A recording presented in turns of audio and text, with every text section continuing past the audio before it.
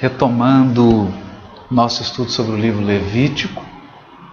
Fomos brindados com a mensagem do Emmanuel, que é aberta ao acaso por nós encarnados. Mas parece que não pelos espíritos que dirigem a reunião. Nos parece que eles selecionam os textos assim com bastante antecedência, porque essa mensagem, ela, como diz Emmanuel, uma declaração enérgica de princípios, conclamando todos os corações para o plano da unidade divina, da unidade substancial em Deus. E Emmanuel parece resumir nessa passagem todo o livro de Êxodo, toda a história de falências e quedas espirituais do povo hebreu, que simbolizam a miniatura da humanidade inteira, e também nos indicando que o caminho que nós estamos procurando nesse nosso estudo de aprimoramento dos trabalhadores, do ser e do meio-meio, é um caminho indicado porque ele busca conjugar a primeira revelação, toda a tradição judaica, toda a experiência do povo hebreu, tudo que os sábios do povo hebreu, os seus profetas, os seus missionários, tudo que eles legaram para a humanidade com muito sacrifício, muito testemunho pessoal, mas conjugar também o trabalho dos missionários da segunda revelação, que também foram trucidados à semelhança dos profetas e que tem na figura de Jesus a grande estrela da alvorada, né? O nosso Messias, o prometido, aquele que representa o caminho, a verdade e a vida. E coroando essa conjugação, a doutrina espírita, que vem revelar o mundo espiritual, o espírito imortal e as relações do mundo espiritual com o mundo corporal, afastando tudo quanto é misticismo pueril e trazendo realmente um nível de espiritualidade, um nível de clareza a respeito das questões espirituais, como antes não tinha sido possível. Então, conjugando as três revelações, a gente entra no Levítico, e Emmanuel, como sempre, já abriu aí o caminho para a gente. Eu só queria primeiro fazer um agradecimento aqui aos amigos que estão acompanhando pela internet, a todos eles, em especial a irmã Aila, porque ela montou um curso da Carta aos Hebreus, me mandou o áudio, eu já ouvi, viu, maninha? Já ouvi os dois, ouvi tudo, adorei.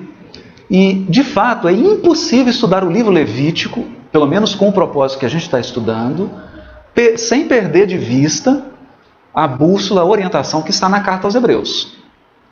O medo que a gente tem é que toda vez que você faz um mergulho no passado, se você vai mal equipado, você não volta.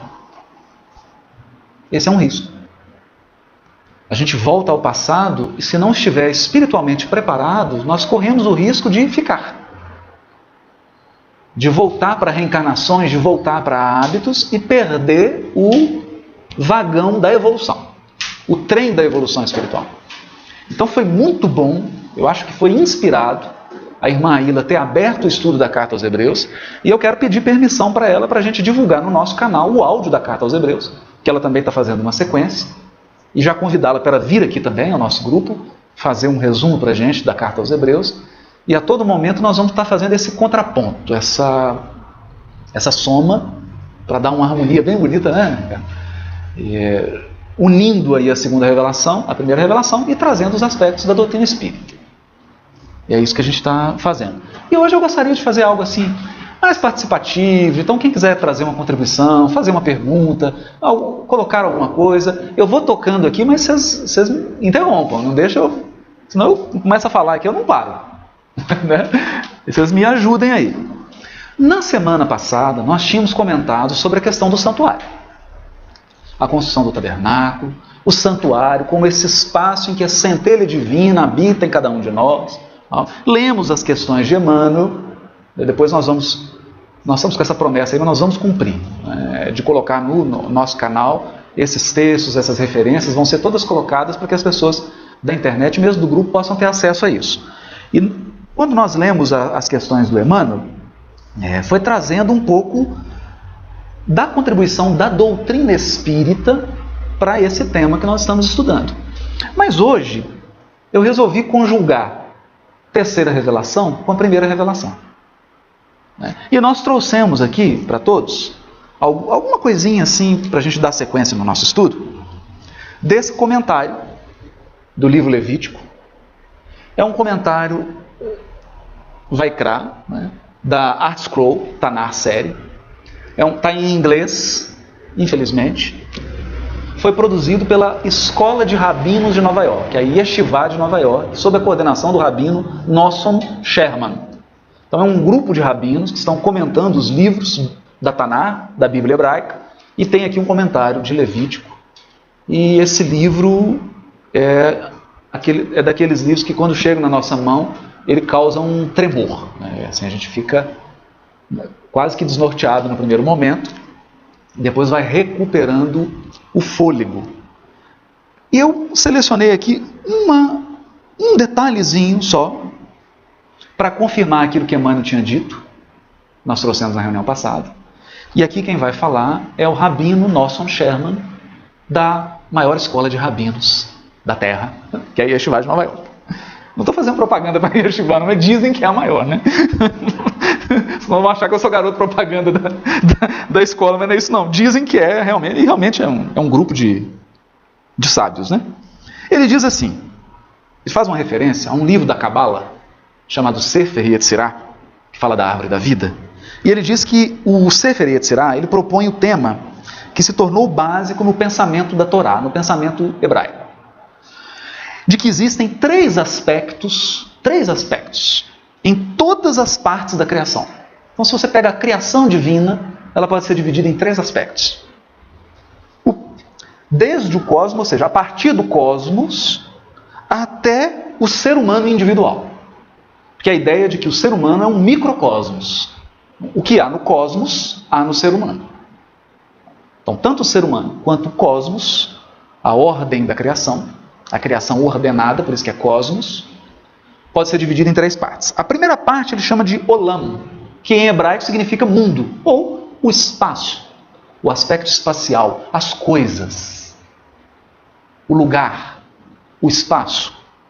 O segundo, Shaná, que em hebraico é o ano, fazendo referência ao tempo, à dimensão do tempo. Então, se eu junto Olam e Shaná, mundo e ano, eu tenho espaço-tempo. Espaço-tempo.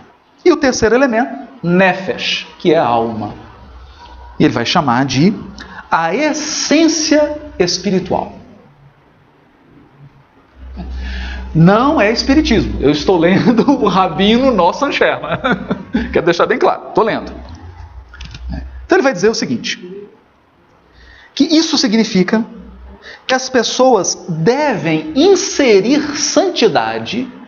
Nós já vimos comentado sobre isso, santidade. O que é o tema da santidade?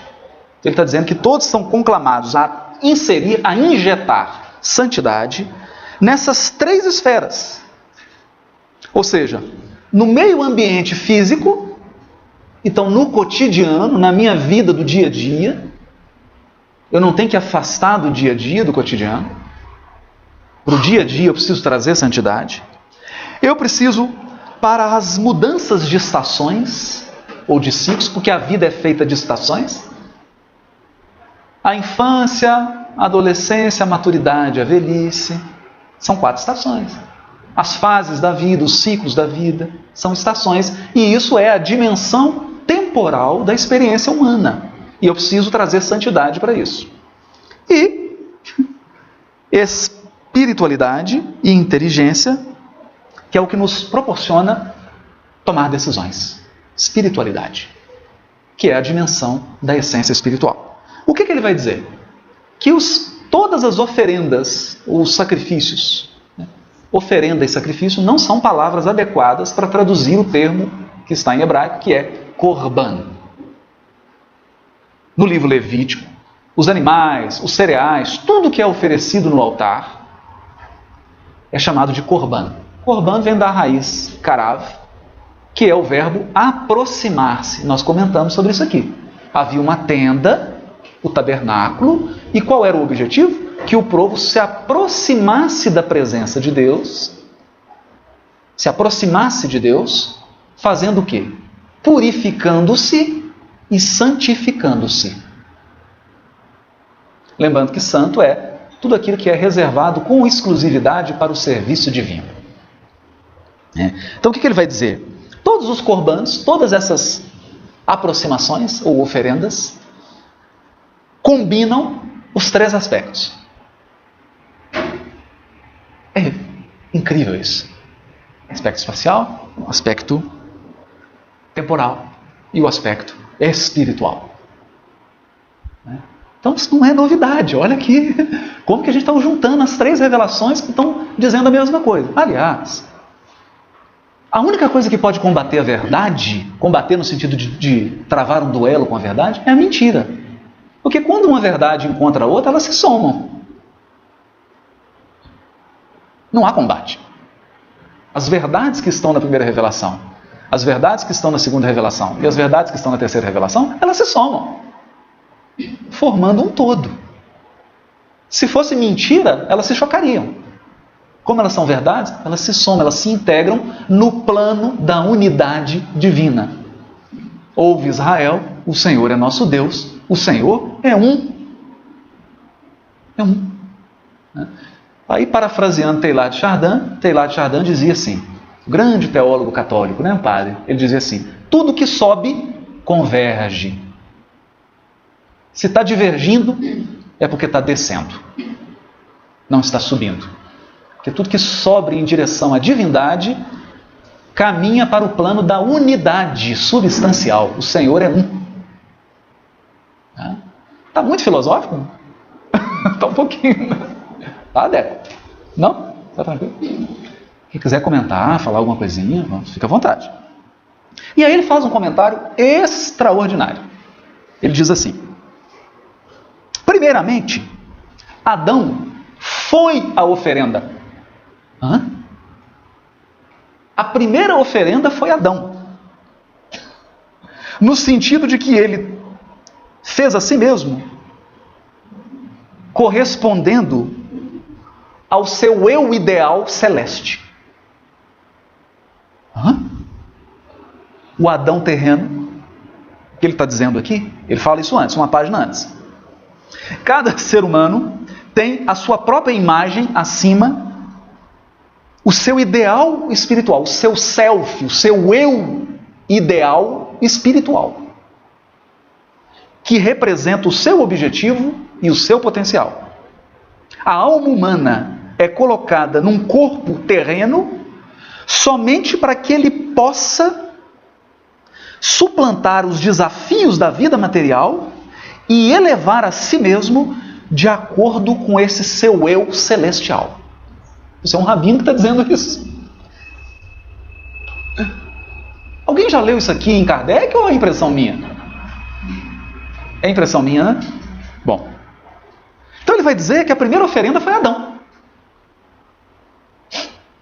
Depois do seu erro, depois que Adão errou, animais tornaram-se agentes através dos quais era possível ao homem recuperar o seu estado espiritual que Adão tinha antes de perdê-lo. Meu Deus! Eu vou ler, olha o que Nelson Sherman está dizendo. Ele não está dizendo isso aqui? Emmanuel, questão 311 do Consolador. Para Deus, o mundo não mais deveria persistir no velho costume de sacrificar nos altares materiais, em seu nome. Razão por que enviou aos homens a palavra do Cristo, a fim de que a humanidade aprendesse a sacrificar no altar do coração, na ascensão divina dos sentimentos para o seu amor. Ascensão divina, não é que o nosso Sherman está dizendo aqui? Que nós temos que corresponder ao nosso eu ideal celestial, que é o nosso propósito, que é a nossa meta, que é a missão pela qual nós estamos num corpo material? Então o que o nosso Sherman está dizendo? Ele está usando um conceito da Cabala. O Adam material e o Adam Kadmor, que é o homem primordial, o homem espiritual, que é o tipo mais perfeito que Deus ofereceu aos homens para lhes servir de guia e modelo. Tá ficando interessante, né? Aí só para a gente deixar o nosso Sherma ir aqui, que tem muita coisa, nós vamos trabalhar aos pouquinhos, né? Ao longo do nosso estudo, vamos estar sempre repousando as bases, quando se tratar de primeira revelação, nesse comentário extraordinário da Yeshiva de Nova York, ao livro Levítico. Ele diz assim: cada era que se sucedeu de falência humana, porque o que aconteceu com Adão? Adão tinha, segundo a simbologia do texto bíblico, ele andava no paraíso e Deus circulava no paraíso como se fosse uma viragem, como se fosse uma brisa. Ruach Kodesh. E aí o que aconteceu? Nós tivemos eras, períodos de falência humana. Então, para cada era sucessiva de falência humana, essa era foi pontuada com uma oferenda, que significava o começo de uma renovação do desejo de redenção e elevação. Eu vou parar aqui, que agora ficou profundo. Desejo de redenção. O que é redenção? Libertação. Porque quando Adão errou, ele se tornou escravo do erro. Então ele precisava ser salvo, redimido, libertado. E de elevação, porque ele perdeu o ideal superior e baixou. Então agora ele tinha que se elevar. Como é que se faz esse processo de elevação? Em fases sucessivas que são degraus da evolução. Aqui eu estou trazendo um pouquinho de espiritismo para colocar nesse tempero aqui, né? Vocês estão percebendo que é um mexidão mineiro, né? Junto o arroz, o feijão, misturando tudo. Então, cada era pontuada com uma oferenda que representava uma renovação de propósitos. Eu quero ser redimido, eu quero me elevar. Então, depois da queda, Adão trouxe uma oferenda. Onde que está isso no Velho Testamento? Não está. Isso não está no texto do Velho Testamento. Por isso que nosso Sherma cita um tratado do Talmud, Avodah Zará, página 8a. Que os tratados são assim. Tem a página e o verso. A página é A, o verso é B. Então, esse aqui é a página 8, à frente. Se fosse 8b, seria o verso da página. Então, em Avodah, eu conferi, depois eu vou trazer, está em hebraico, em inglês, eu vou traduzir, vou trazer esse texto aqui, para a gente ter isso. O que o Tratado Avodah Torá diz? Ele pega o Salmo 69, versículo 32, Salmo 69, versículo 32, que diz que Deus não aceitou a oferenda de um vitelo, de um boi tenro, com chifres pequenos lá. Então, o que o Tratado de Avodah Zará vai dizer? Que esse vitelo foi a oferenda de Adão. Então, Adão teve que oferecer esse animal para se purificar do seu erro. E qual foi o erro de Adão? Tem nada a ver com sexualidade. A gente tem uma mania de inserir sexualidade na história de Adão. O erro de Adão foi desobediência. Desobediência. Ele desobedeceu. Ou se a gente quiser ser mais profundo, ele foi infiel. O erro de Adão foi de fidelidade a Deus, porque Deus confiou nele, deu o Éden para ele tomar conta, colocou ele para governar sobre todos os animais, ele seria o senhor do Éden, o rei que ia reinar sobre o Éden, e deixou uma recomendação para ele, umazinha. Ele podia fazer tudo o que ele quisesse. Uma coisa que Deus pediu. Deus deu tudo para ele. Misericórdia, ou como chama a Ilha, a graça, o dom de Deus, as dádivas, porque Deus é caridoso. Aliás, Deus é a caridade. Ele não é caridoso, ele é a personificação da caridade infinita. Por isso que Deus é a dádiva absoluta. Deus é dom, é graça jorrando sobre nós. Não é? Alguém tem dificuldade com essa palavra aqui? A palavra graça, dom, dádiva. Né? Quantos corpos Deus nos proporciona ao longo da evolução? Quantas coisas Ele nos dá? Quanto que Ele nos cerca de amor?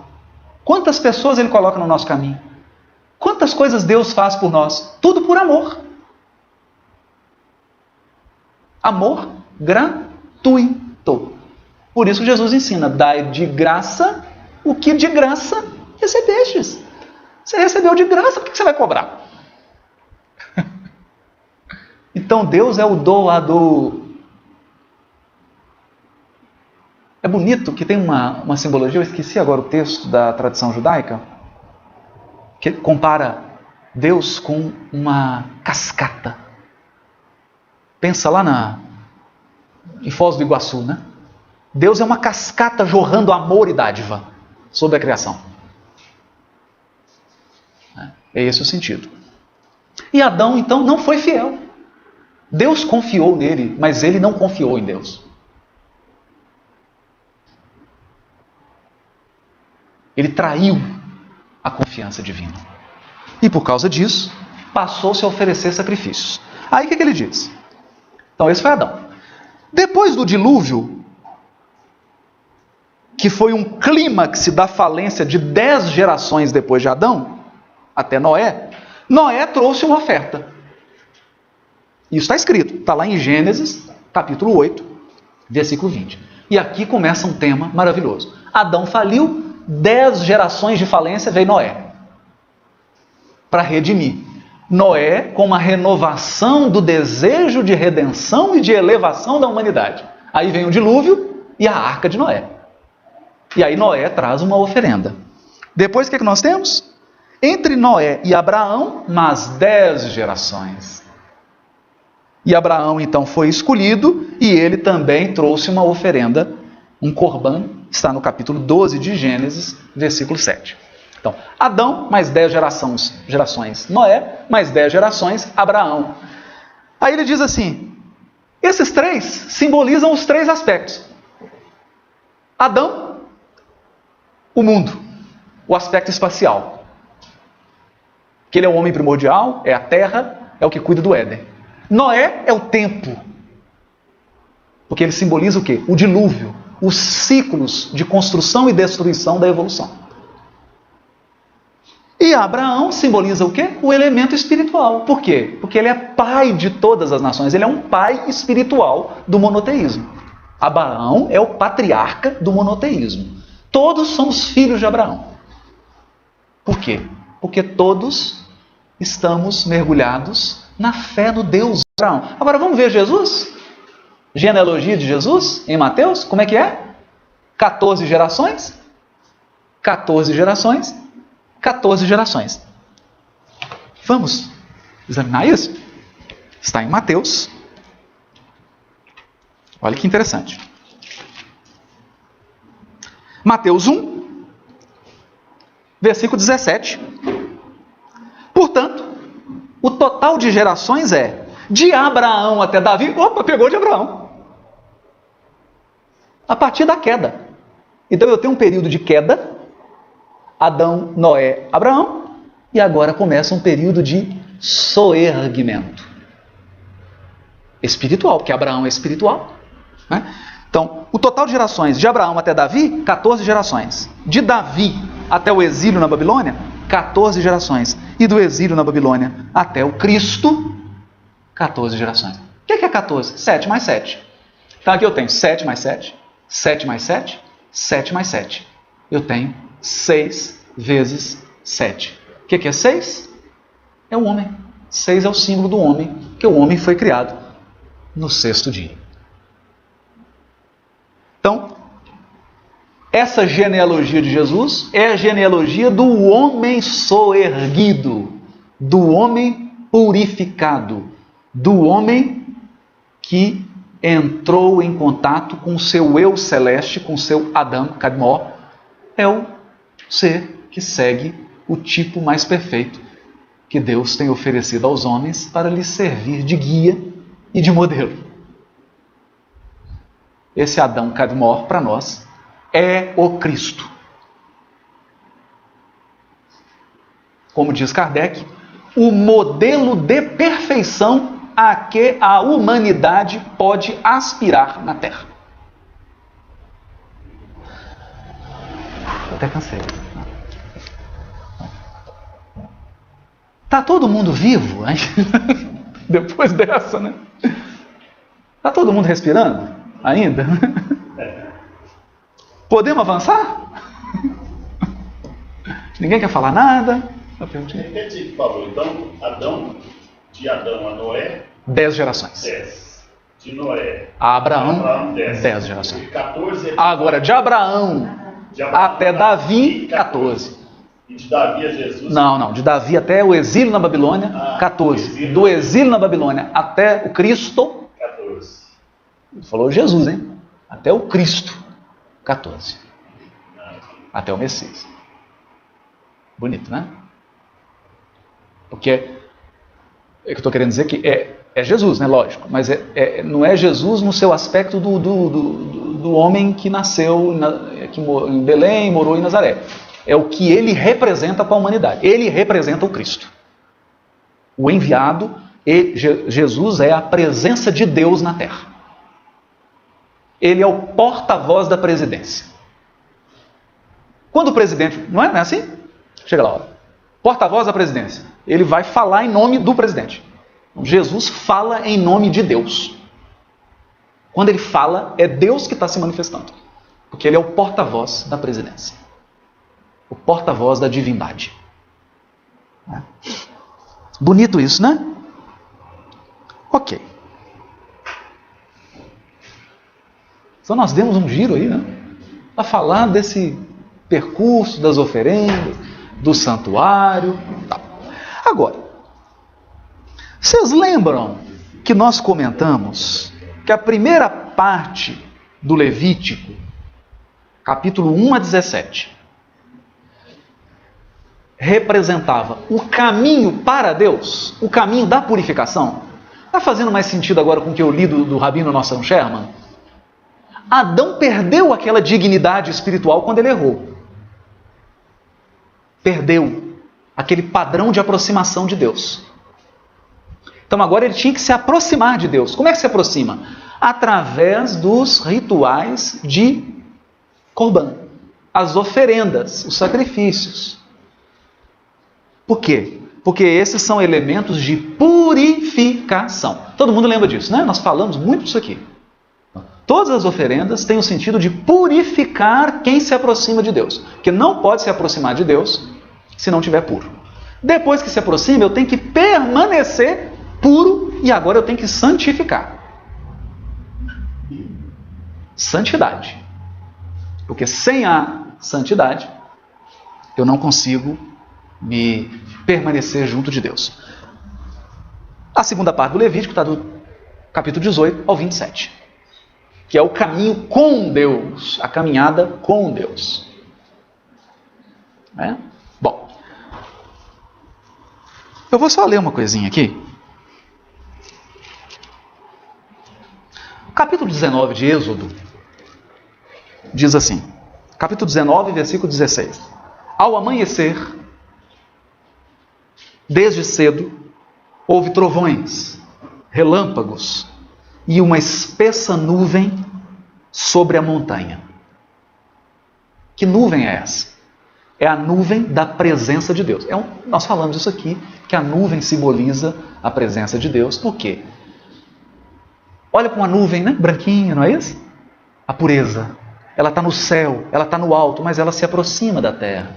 Então, para um peregrino no deserto, o que simboliza essa natureza divina? A nuvem simboliza. Outra coisa, da nuvem vem a água. A água é um símbolo da providência divina, do amor de Deus, do cuidado de Deus, que rega a terra. É o símbolo da vida, porque não tem vida sem água.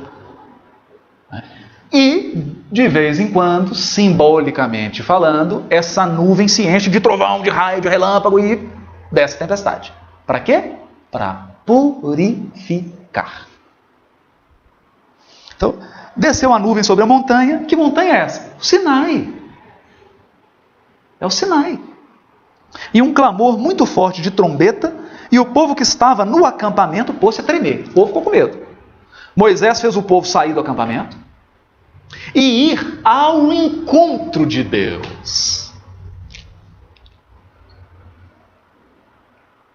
Olha que bonito. A presença de Deus estava no monte, no alto. O povo saiu do acampamento para ir ao encontro. Isso não está lembrando a primeira parte do Levítico? O caminho para Deus? O caminho em direção à presença divina? Sim, está lembrando. Vamos lá. E puseram-se ao pé da montanha. Só que eles ficaram no pé da montanha. Não subiram. Toda a montanha do Sinai fumegava, pegava fogo e soltava fumaça, não? Porque Adonai descera sobre ela no fogo. O fogo, no Velho Testamento, é um dos símbolos para espírito, essência espiritual. Por isso que Deus vem no fogo, em espírito, e não material.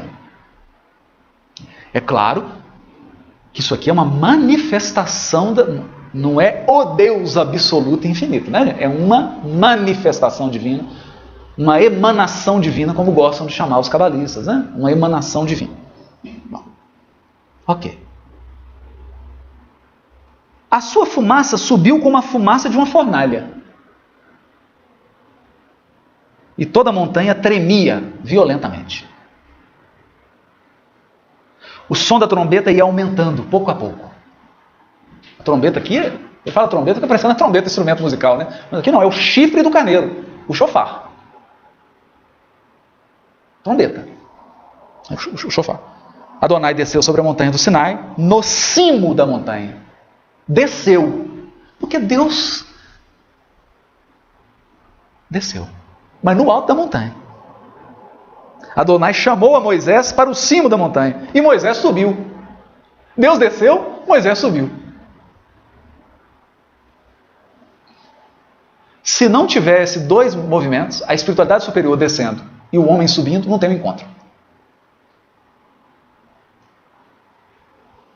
Adonai disse a Moisés: desce e adverte o povo que não ultrapasse o limite para viver Adonai, para viver o Senhor. Porque muitos deles vão perecer. Olha, ou seja, não estão preparados para estar diante da presença divina. É esse o sentido.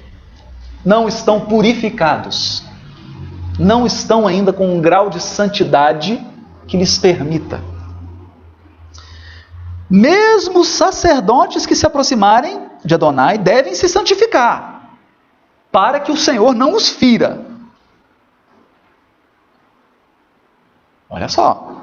Moisés disse a Adonai, ao Senhor, porque aqui está o nome dele, o tetragrama, né? As 4 letras que não tem pronúncia, né? Alguns chamam de Jeová e Yahvé, mas isso é a pronúncia mesmo, está guardada pelos sumos sacerdotes e era transferido só de pai para filho, e era o segredo que ele só falava esse nome quando ele entrava no Santo dos Santos. Se tiver algum filho de sumo sacerdote aqui, para nos contar o segredo, né? Moisés disse a Adonai: o povo não poderá subir a montanha do Sinai. O povo não pode subir. Porque tu nos advertiste dizendo: delimita a montanha e declara-a sagrada. Adonai respondeu: vai e desce, depois subirás tu e Arão, que é o sumo sacerdote. O sumo sacerdote subirá contigo. Os sacerdotes, porém, e o povo não ultrapassem e não subam. Só o sumo sacerdote que sobe. Bom, aí eu vou deixar isso para a Maninha, para a Ilha, que lá no curso aos Hebreus, ela está explicando o papel do sumo sacerdote, e a carta aos Hebreus vai dizer que Jesus é o sumo sacerdote, o verdadeiro, e por isso ele sobe no Tabor, e lá ele encontra Moisés e Elias, que conversam com ele, e aí não é a montanha que pega fogo, é ele que pega fogo. Ele transfigura.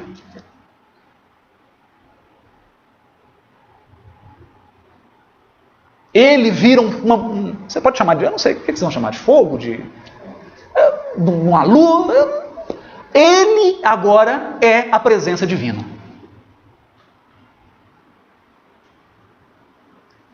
Deus agora se manifesta nele, por isso que ele incendeia. E vem Moisés, o profeta, e Elias. Elias. Aquele que anuncia o Messias. Profeta. Aí eu vou deixar para a Ilha também, que essa ligação de Melquisedeque, Elias, sumo sacerdócio, é assunto para a Epístola aos Hebreus. Ela está acompanhando aí? Ela acabou de falar aqui, passou a bola para mim, meu Deus. Passou a bola para mim. Não, maninha, eu tô só... Só tô perguntando, quando é que ela vai dar esses esclarecimentos? Quando é que ela vai dar esclarecimentos? Olha, é só o pessoal... Eu quero pedir autorização para ela deixar a gente colocar o áudio da carta aos Hebreus junto com o nosso material, né? E eu ouvi, viu, Marinha? Fiz o dever de casa, ouvi os 2 áudios, né? Maravilhoso. E aí ela dando sequência no curso, a carta, ela vai pontuando essas coisas, né? Porque senão a gente foge muito da nossa sequência de estudo e entra muito lá, por isso que tem que ter essa complementação, né? E foi uma coisa providencial a Ilha ter criado esse curso da carta aos Hebreus, porque aí conjuga, aí forma uma conjugação, né? Então, gente, hoje, nossa, né, tá sendo... Tá muita conexão, assim? Você fiquei um pouquinho preocupado. Tá, Cíntia? Tá muito elemento, assim, muita coisa? Tá, né? Bom, vamos ficar com calma, porque é o seguinte. Nós vamos voltar nisso tudo várias vezes. Várias vezes. Porque isso aqui é uma espiral. Então a gente vai, volta. Cada vez que a gente voltar, as coisas vão ficando mais claras, vão formando um todo. Eu queria agora, né, trabalhar um material muito importante, que é purificação. Porque nós já percebemos que é o seguinte, para estar na presença de Deus, tem que estar puro. Isso é capítulo 1 a 17 de Levítico. Então, antes da gente estudar os corbãs, as oferendas e os sacrifícios, um por um, as festas, olha o tempo aí, a questão do tempo. Antes da gente detalhar isso, nós temos que entender o sentido geral de purificação e santificação. E hoje nós vamos purificação. Só que agora eu queria pedir a ajuda de um grande professor. Ele é um dos melhores comentários de Levítico que eu já encontrei. Junto com esse do Nelson Sherman aqui, né, que é muito bom, mas esse é muito bom também. É um comentário ao livro Levítico. Vai falar sobre purificação. E ele dá uma aula. É Kardec. E o livro se chama O Céu e o Inferno. Vamos lá? Então vamos. Kardec, a palavra é sua. No livro Céu e Inferno, capítulo 7... Não tem artigo não, é Céu e Inferno, né? Não é o Céu e o Inferno, é Céu e Inferno. Capítulo 7 tem um item chamado o Código Penal da Vida Futura. Agora eu vou falar de Código Penal. Vamos lá? Artigo 32. O Kardec é tão didático que ele colocou artigos. Um Código Penal e depois artigo 1º, 2º, eu vou no 32.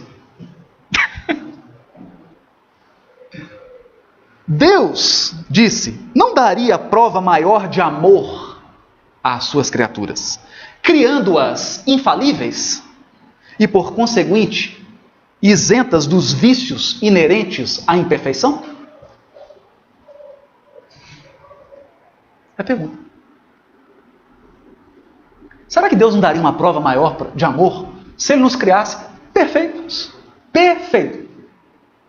Ninguém precisa evoluir, ninguém precisa aprimorar, ninguém precisa purificar, nada. Criou todo mundo perfeito. Ele fala assim, para tanto, fora preciso que ele criasse seres perfeitos, nada mais tendo a adquirir, quer em conhecimentos, quer em moralidade. Ou seja, para que as criaturas fossem infalíveis, elas teriam que ter todo o conhecimento e toda a moralidade. Certo, porém, Deus poderia fazer. Poderia? Poderia. O que Deus não pode fazer? Ele poderia fazê-lo? Poderia. E se não o fez, é que em sua sabedoria quis que o progresso constituísse lei geral. Poder, querer. Deus poderia. Ele quis? Não. Deus não quis. o que ele quis? Que o progresso intelectual, moral, que o progresso espiritual fosse uma lei da criação.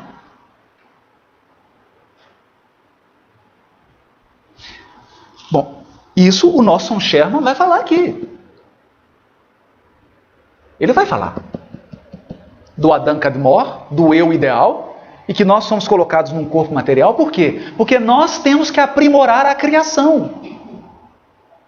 Nós temos o dever de aprimorar a criação, a começar por nós mesmos. Então, uma das missões que nós temos é aprimorar as coisas e a nós mesmos. A criação vai ser aprimorada com o concurso dos homens. Ainda que seja um concurso bem fajuta, bem de má vontade, porque a gente tem uma má vontade para cooperar com Deus, né? E às vezes a gente mais atrapalha do que ajuda. E acaba sobrando a maior parte para ele, mas é com o nosso concurso. É isso que o Kardec está dizendo. Os homens são imperfeitos e, como tais, sujeitos a vicissitudes mais ou menos penosas.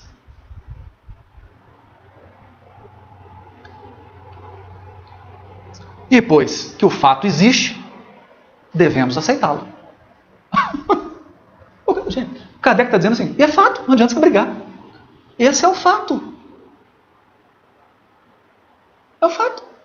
Nós somos imperfeitos. Não há como você brigar com essa realidade. Inferir dele que Deus não é bom nem justo fora insensata revolta contra a lei. Olha aqui o que o Kardec está dizendo. Você está achando que porque o homem é imperfeito, Deus é injusto e ele não é bom? Isso é rebeldia contra a lei dele. Cuidado. Injustiça haveria sim na criação de seres privilegiados, mais ou menos favorecidos, fruindo gozos que outros porventura não atingem senão pelo trabalho, ou que jamais pudessem atingir. Ao contrário, a justiça divina patenteia-se na igualdade absoluta que preside a criação dos espíritos. Todos têm o mesmo ponto de partida e nenhum se distingue em sua formação por melhor aquinhoado. Nenhum cuja marcha progressiva se facilite por exceção. Os que chegam ao fim têm passado como quaisquer outros pelas fases de inferioridade e respectivas provas. Provas. Não falou expiação. Expiação é escolha individual. Provas. Isto posto, nada mais justo que a liberdade de ação a cada um, a qual concedida, livre arbítrio. O caminho da felicidade a todos se abre amplo, como a todos as mesmas condições para atingi-la. A lei, gravada em todas as consciências, a todos é ensinada. Deus fez da felicidade o prêmio do trabalho e não do favoritismo.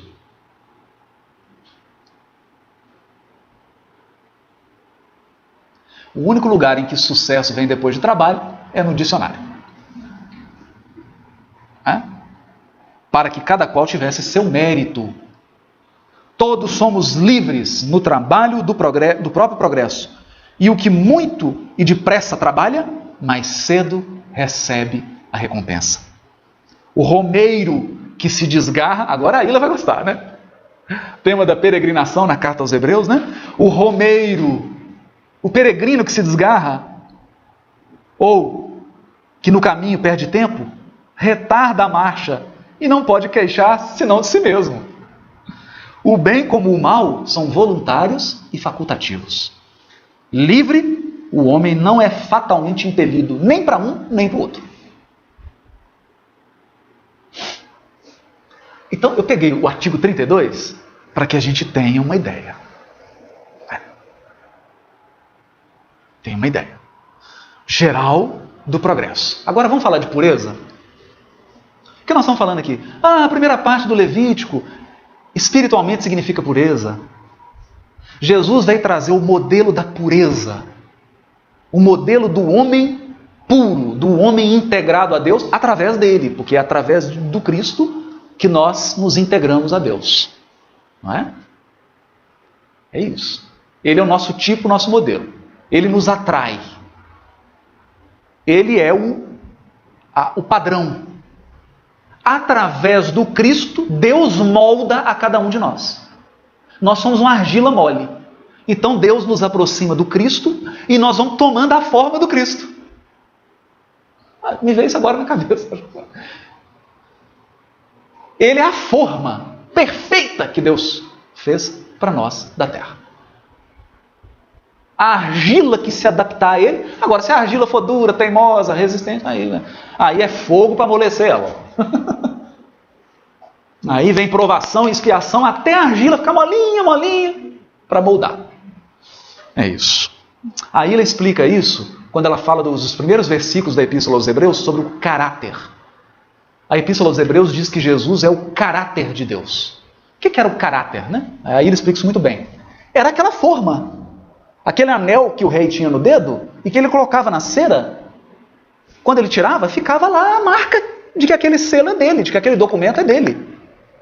Ou seja, o modelo estava aqui, ele colocava no material mole, o material moldava. Então Jesus é o caráter de Deus, ele é esse molde. Quando aproxima da gente e a gente é uma argila maleável, a gente toma a forma do Cristo. Aí nós vamos aprender a ser misericordiosos como Cristo. Bondosos como Cristo. Vamos aprender a perdoar como Cristo.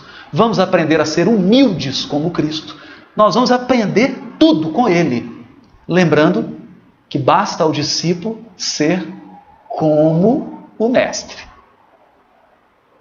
Basta ao discípulo ser igual ao mestre. Não queira o discípulo ser superior ao mestre, que aí já é pretensão. Aí você está querendo tirar Jesus do trono dele e você ser o caráter de Deus. Você está querendo agora ser o molde de Deus. O molde é o Cristo. Não é nenhum de nós. Basta que a gente se deixe moldar. Vamos lá. Artigo 1º do Código Penal da Vida Futura. Agora, se eu fosse traduzir vida futura para o hebraico, você sabe como é que ficava? Vida futura em hebraico? Olam Rabá. Olam Rabá no judaísmo significa um mundo vindouro, ou a vida futura. O reino messiânico, ou a vida depois dessa. É duplo. Então eu poderia chamar esse código de Kardec aqui do Código Penal do Olam Rabá. Olha o que ele vai dizer. Artigo 1º. A alma, ou espírito, sofre na vida espiritual as consequências de todas as imperfeições que não conseguiu corrigir na vida corporal. Então, Deus castiga alguém? Não. Você simplesmente sofre as consequências das imperfeições que você não corrigiu na vida corporal. O seu estado, feliz ou desgraçado, é inerente ao seu grau de pureza ou impureza. Kardec usa pela primeira vez a palavra pureza e impureza. Impureza, sinônimo de imperfeições. Todo mundo acompanhando? Porque essas coisas jurídicas assim são chatas, né? Artigo 2º. A completa felicidade prende-se à perfeição. Isto é,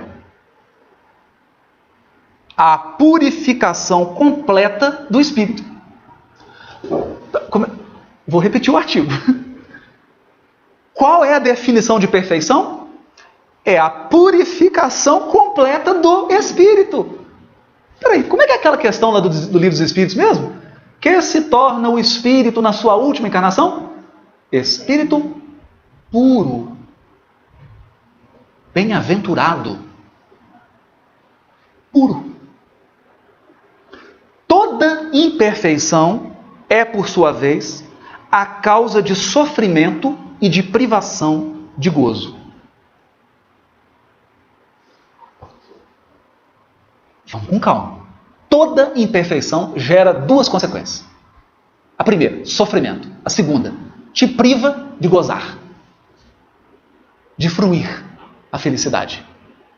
Então, ela não só te afasta da felicidade, como te faz sofrer. Vamos lá? Vamos. Do mesmo modo que toda perfeição adquirida é fonte de gozo e atenuante de sofrimento. É bonito, né? Artigo 3º. Não há uma única imperfeição da alma que não importe funestas e inevitáveis consequências. Nossa, eu li isso aqui, me deu um desânimo. Como não há uma só qualidade boa que não seja fonte de um gozo. Aí quando eu li isso aqui, me deu uma esperança. Qualquer qualidade que você desenvolver te traz felicidade. Qualquer imperfeição te traz sofrimento e consequências desastrosas. A soma das penas é assim, aí vem juiz, né? Uma existência não terá necessidade de pagar outra vez. É claro que Kardec está usando aqui uma metáfora. Pagar, dívida, né, gente? Como Jesus usa a metáfora, né? A pessoa que chega com a dívida, aí o Senhor perdoa a dívida, e aí vem o devedor dele com a dívida pequenininha e ele não perdoa. Não é? Não tem essa parábola no Evangelho? Mais adequado, eu acho que seria vivenciar, não pagar. Porque pagar, eu acho que a gente vivencia aquilo que a gente criou para nós mesmos. Seja de bom ou seja de ruim. Mas aí calma, porque tem uns artigos anteriores aqui. Tem uns detalhes que tem que pagar mesmo. Nós vamos daqui a pouquinho. Calma, nós vamos chegar nesse artigo. Vamos chegar lá. Vamos lá. É no 16. Só mais um pouquinho. Mais um artigo, depois no segundo já vai responder isso. Artigo 11º. A expiação varia segundo a natureza e gravidade da falta. Podendo, portanto, a mesma falta determinar expiações diversas, conforme as circunstâncias atenuantes ou agravantes em que for cometida. Circunstâncias atenuantes e agravantes? Começou a entrar a misericórdia?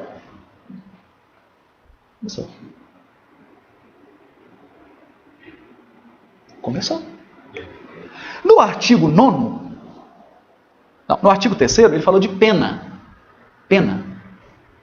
Nós sabemos que quando alguém recebe uma condenação e ele vai preso, ele não cumpre a pena integral só se ele quiser. Se ele tiver bom comportamento, se ele preencher certos requisitos, ele cumpre apenas uma fração da pena. Se ele tiver direito a certos benefícios, ele tem suspensão da pena. Sursi. O juiz suspende a pena dele. Aí se ele cumpriu a outra coisa que o juiz der lá, some a pena. E existem circunstâncias agravantes e atenuantes. Existem atenuantes que diminuem a pena. Ora, será que o homem é mais justo do que Deus? Será que eu, juiz em contagem, sou mais justo do que o Todo-Poderoso? Isso seria uma blasfêmia. Seria uma estupidez acreditar que um juiz humano é mais sábio, mais justo do que o Todo-Poderoso. Se a lei humana possui atenuantes, sursi, suspensão condicional do processo, transação penal, o sujeito chega lá, faz um acordo, está livre do processo. Se a lei humana tem isso, será que a lei divina é mais miserável do que a lei humana?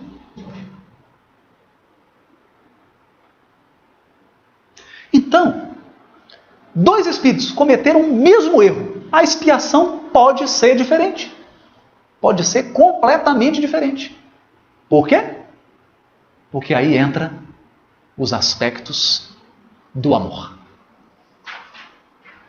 Porque a lei de justiça e a lei de amor é a mesma lei. É a mesma lei. Só que lá tem artigos para quem erra, por teimosia, por rebeldia. São poucos artigos. É o Código Penal. É o Código Penal. Agora, eu vou fazer uma pergunta aqui. Ricardo, você teve algum problema com o Código Penal até agora? Graças a Deus, né? O Código Penal te afetou até agora? Ele existe, quando você nasceu ele já existia. Você precisou fazer uso dele? Graças a Deus não, né? E ele está aí, não está? Por que ele não te afetou? Sabe por quê? Sabe por quê? Porque você não cometeu as infrações tão... Negligência, imprudência ou imperícia. Então, por desatenção, por falta de habilidade técnica ou de preparo e por imprudência, você se excedeu. Aí é o crime culposo. Ele é bem menor. No Levítico nós temos o sacrifício pelo crime. Ixi, pisei na bola. Né? Não foi por maldade. Eu acho que não foi por maldade. Pisei na bola. É o crime culposo. Bonito. Artigo 16º. O arrependimento, conquanto seja o primeiro passo para a regeneração. Regeneração? Não basta por si só. Por que regeneração? Porque toda vez que eu me torno um infrator é uma palavra grave, um criminoso, eu degenero. Eu não correspondo ao que Deus espera de mim, ao padrão que Deus aspira e espera de mim. Então eu deformo, eu degenero. Quando eu degenero, é preciso regenerar. Regeneração. Qual é o primeiro passo da regeneração? O arrependimento. Mas isso aí parece meio óbvio, né? Porque se eu não arrependi, eu vou continuar degenerando. Então eu já tive criaturas que sentaram na minha frente, o sujeito tem 15 homicídios. Eu falo, meu filho, pelo amor de Deus, você não vai... Não vou parar. Eu não vou parar. Se me deixar, eu vou matar mais. Eu não vou parar de matar. Então o que a gente faz? A justiça humana trata esse irmão como um doente infeccioso. Sabe o médico quando recebe alguém e fala, nossa, separa aí, que se essa infecção desse doente espalhar para o hospital, vai morrer todo mundo, inclusive os médicos. Não é? Se a gente solta ele, morre todo mundo, até o juiz. Então você tem que isolá-lo para que essa infecção, porque o mal é uma doença. O mal é uma infecção. Precisa ser tratada. Mas você não pode tratar sem aparelho, com ingenuidade. Senão você sofre as consequências. Então a gente é obrigado a isolar esse irmão até que ele se arrependa. Porque quando ele se arrepender, é o início. Ele fala, não quero mais matar. Eu não quero mais matar. Graças a Deus. Primeiro passo. E agora? Agora começa o processo da regeneração. E o que é preciso? Aí Kardec vai dizer, não basta o arrependimento, são precisas a expiação e a reparação. Muita calma nessa hora. Vamos devagar, com o santo, porque o andor é de barro. Ou o contrário, né? Devagar com o andor, porque o santo é de barro. Já estou trocando aqui tudo, né? Devagar com o andor, porque o santo é de barro. Vamos lá. Arrependimento, expiação e reparação constituem, portanto, as 3 condições necessárias para apagar os traços de uma falta e suas consequências. Isso é Kardec? Muita pergunta. Eu nunca li isso. Não sabia disso, não. Eu achei que era só expiação. Isso é Kardec mesmo? É Kardec. Artigo 16º, Código Penal da Vida Futura, capítulo 7, item Código Penal da Vida Futura, livro Céu e Inferno. Quando você comete uma falta, para você apagar os traços da falta, porque a falta deixa traços em você e no mundo.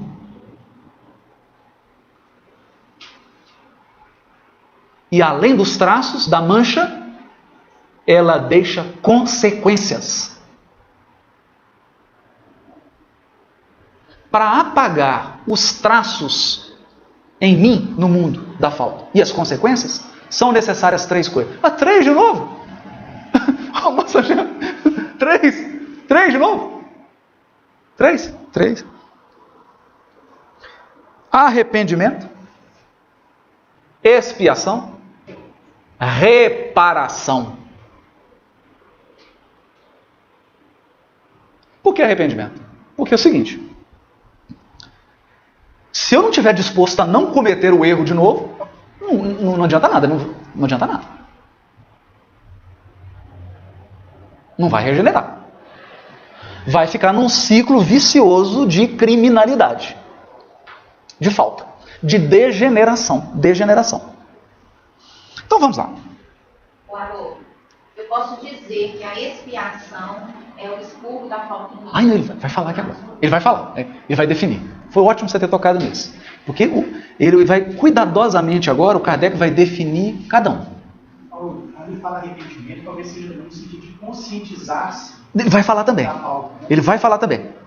Olha que interessante. Aí ele começa assim: o arrependimento suaviza os traços da expiação, abrindo pela esperança o caminho da reabilitação. Que coisa maravilhosa. Olha, então, o arrependimento é filho da esperança de que eu vou ser reabilitado. Bom, olha, para nutrir uma esperança de que eu vou ser reabilitado, eu já tenho que ter tomado consciência de que eu degenerei. Vai falar sobre isso. Abrindo caminho para a esperança da reabilitação. Só a reparação, contudo, pode anular os efeitos, não os traços. Vocês lembram? Os traços e tem as consequências, os efeitos. Para eliminar os efeitos, só a reparação, destruindo-lhe a causa. Do contrário, o perdão seria uma graça, não uma anulação.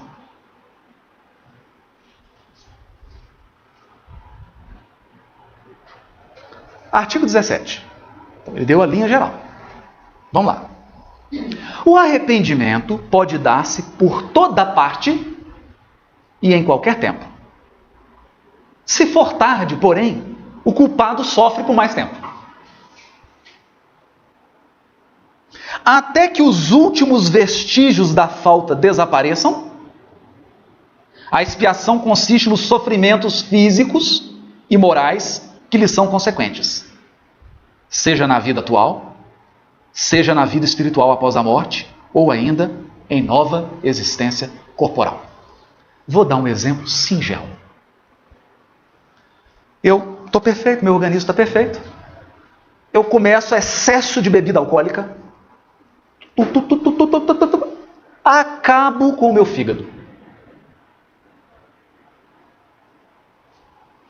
Chego no mundo espiritual, meu fígado perispiritual está destroçado. Então eu digo assim: meu Deus, estou arrependido. E aí o fígado recompõe. É assim? Não. Não é assim. Não é assim. Aí eu demoro 20 anos no mundo espiritual para me arrepender. E durante 20 anos eu fico acompanhando quem bebe aqui no mundo físico, bebo junto com eles. Só vai piorando.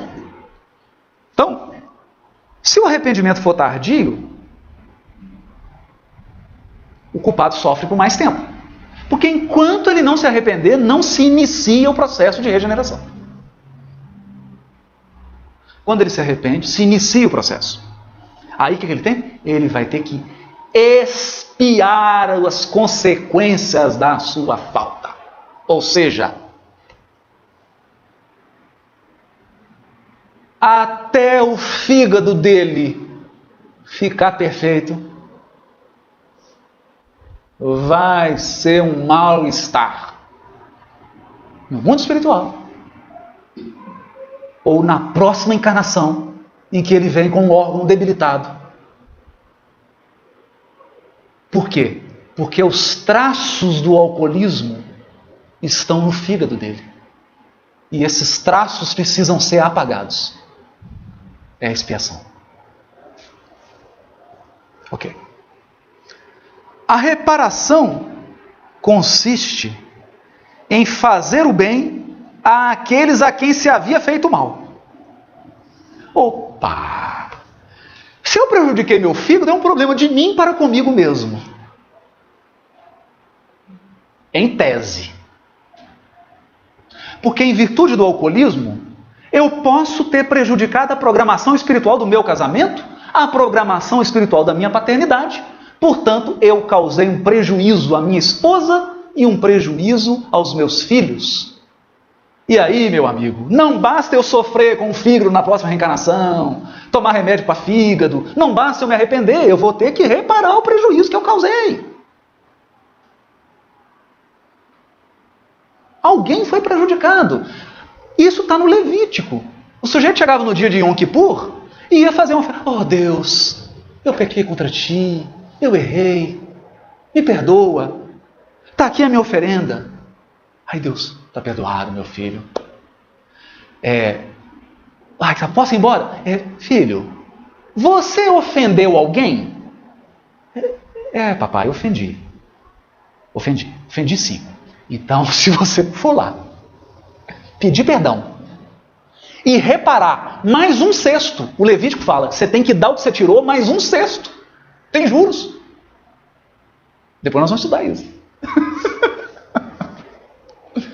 Haroldo, mas quer dizer que eu só reparo pagando? Não. Existe a reparação pelo amor. Eu devolvo em amor o que eu tirei com a maldade. Agora, se eu não quiser devolver o que eu tirei com a maldade com amor, eu vou devolver com a justiça. Ceitil por ceitil. Portanto, quando trouxeres a tua oferta ao altar e descobrires que teu irmão tem alguma ofensa contra ti, deixa a tua oferta no altar e vai e reconcilia-te com o teu adversário, com o teu irmão. Depois volta e oferece a tua oferta no altar. Jesus. Sermão do Monte. O tempo acabou. É incrível esse tempo. Tem alguma coisa aí, essa segunda dimensão aí, que o nosso Chama fala, que é o Shaná, o ano. É terrível porque ele foi, e tem mais uns 4 artigos para eu ler, mas aí na próxima reunião a gente vai, porque ele vai trabalhar esse ponto a ponto, mas agora nós já estamos começando a ter uma dimensão da palavra purificação. Todo espírito imperfeito precisa se purificar para experimentar a presença divina. E aqui estão os instrumentos de purificação. Das imperfeições. Imperfeição não significa transgressão da lei.